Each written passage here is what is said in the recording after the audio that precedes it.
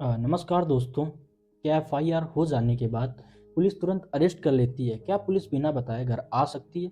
और क्या एफआईआर का मतलब ये होता है कि केस ऑलमोस्ट खत्म हो गया?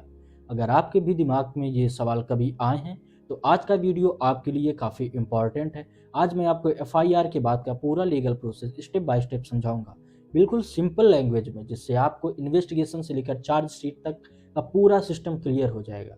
तो नमस्कार दोस्तों, मैं हूं अभिजीत, आपका अपना लीगल एडवाइज़र।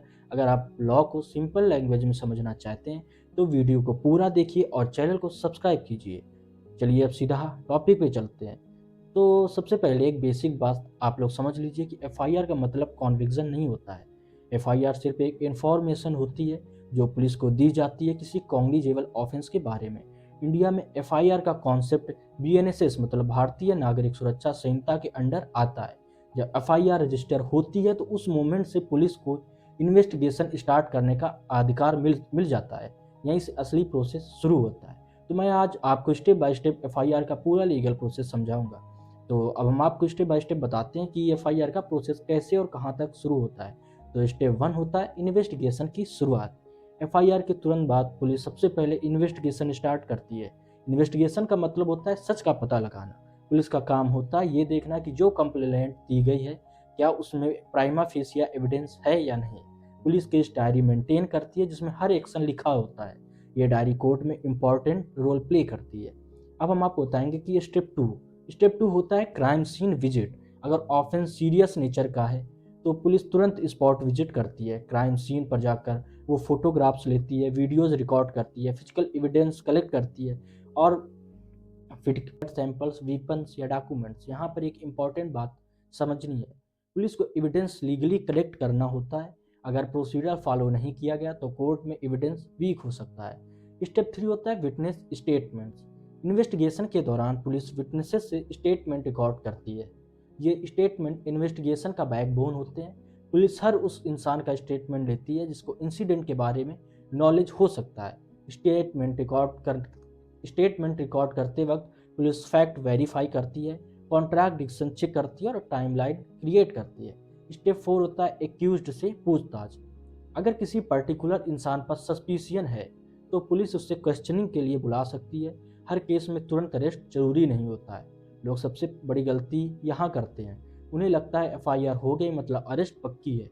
ऐसा नहीं होता। अरेस्ट तब होता है जब पुलिस को लगे कि एविडेंस एक्यूज्ड एविडेंस डिस्ट्रॉय कर सकता है, विटनेस इन्फ्लुएंस कर सकता है, क्राइम रिपीट कर सकता है या इन्वेस्टिगेशन में कोऑपरेट नहीं कर रहा है। स्टेप फाइव होता है अरेस्ट कब होती है। तो सीरियस ऑफेंस में पुलिस बिना वारंट अरेस्ट कर सकती है, लेकिन हर केस में अरेस्ट कंपलसरी नहीं है। सुप्रीम कोर्ट ने भी कहा है कि अननेसेसरी अरेस्ट अवॉइड करना चाहिए। अगर ऑफेंस लेस सीरियस है तो पुलिस नोटिस भेजकर इन्वेस्टिगेशन में ज्वाइन करने को बोल सकती है। स्टेप सिक्स होता है सर्च एंड सीजर। अगर पुलिस को लगता है कि एक्यूज्ड के घर या ऑफिस में एविडेंस हो सकता है तो पुलिस सर्च कर सकती है। कुछ सिचुएशंस में वारंट जरूरी होता है और कुछ अर्जेंट सिचुएशन में बिना वारंट भी सर्च हो सकता है। सर्च के दौरान पुलिस सीजर मेमो बनाती है और इंडिपेंडेंट विटनेस को भी इन्वॉल्व किया जाता है। स्टेप सेवन होता है मेडिकल एग्जामिनेशन। अगर केस असॉल्ट, रेप या बॉडीली इंजरी से रिलेटेड है तो मेडिकल एग्जामिनेशन कराया जाता है। मेडिकल रिपोर्ट इन्वेस्टिगेशन का क्रूशियल हिस्सा होता है। स्टेप एट होता है फॉरेंसिक एग्जामिनेशन। सीरियस क्राइम्स में फॉरेंसिक लैब का रोल आता है। कलेक्टेड एविडेंस को फॉरेंसिक लैब भेजा जाता है जहाँ साइंटिफिक एनालाइज होती है। ये रिपोर्ट कोर्ट में स्ट्रॉन्ग प्रूफ बन सकता है। स्टेप नाइन होता है केस एनालिसिस। इन्वेस्टिगेशन के दौरान पुलिस सब एविडेंस को एनालाइज करती है।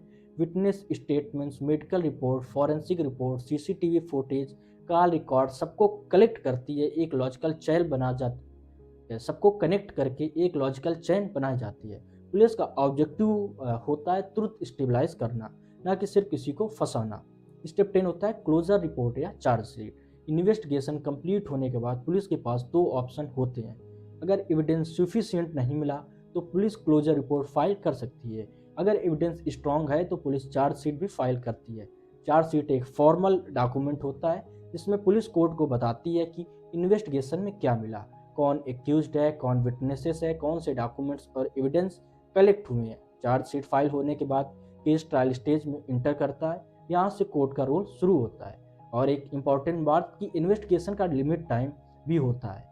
सीरियस ऑफेंस में जनरली 90 डेज का टाइम होता है और लेस सीरियस ऑफेंस में 60 दिनों का मतलब 60 डेज का भी होता है। अगर इस पीरियड में चार्जशीट फाइल नहीं होती तो एक्यूज डिफॉल्ट बेल का हक रख सकता है। अब प्रैक्टिकल एंगल से समझिए कि एफआईआर के बाद पुलिस क्या क्या कर सकती है। सो पॉइंट बाय पॉइंट मैं आपको बताऊंगा कि फर्स्ट होता है आपको क्वेश्चनिंग के लिए बुला सकती है। सेकंड, आपके घर सर्च कर सकती है। थर्ड, आपका फ़ोन या डॉक्यूमेंट सीज कर सकती है। फोर्थ, अरेस्ट कर सकती है अगर लीगल ग्राउंड्स हो। फिफ्थ, विटनेसेस से स्टेटमेंट ले सकती है। सिक्स, फॉरेंसिक एग्जामिनेशन करा सकती है। एंड सेवन, बैंक रिकॉर्ड या कॉल डिटेल्स रिकॉर्ड्स मंगवा सकती है। लेकिन पुलिस हर एक्शन लॉ के अंडर ही करती है, हर स्टेप डॉक्यूमेंट होता है, इसलिए एफआईआर का मतलब पैनिक नहीं, प्रोसेस होता है। आपको क्या करना चाहिए अगर एफआईआर हो जाए? सबसे पहले काम रहिए, लीगल एडवाइस लीजिए, पुलिस इन्वेस्टिगेशन में कोऑपरेट करिए, एविडेंस डिस्ट्रॉय या मैनिपुलेट करने का कोशिश ना करें, सोशल मीडिया पर अननेसेसरी स्टेटमेंट्स ना दें। याद रखिए, इन्वेस्टिगेशन स्टेज में बिहेवियर बहुत मैटर करता है। आखिर में एक चीज़ क्लियर कर देता हूँ कि एफआईआर से लेकर चार्जशीट तक का प्रोसेस एक स्ट्रक्चर्ड लीगल सिस्टम के थ्रू चलता है। पुलिस का काम इन्वेस्टिगेशन करना है, कोर्ट का काम जजमेंट देना है। एफआईआर सिर्फ शुरुआत होती है और चार्जशीट इन्वेस्टिगेशन का रिजल्ट होता है और ट्रायल फाइनल डिसीजन। आपको आज का ये कंप्लीट एक्सप्लेनेशन यूजफुल लगा हो तो वीडियो को शेयर करिए और चैनल को अवेयरनेस वीडियो देखने के लिए, लीगल नॉलेज लेने के लिए हमारे चैनल लीगली अभिजीत को सब्सक्राइब करें। थैंक यू, मिलते हैं फिर नेक्स्ट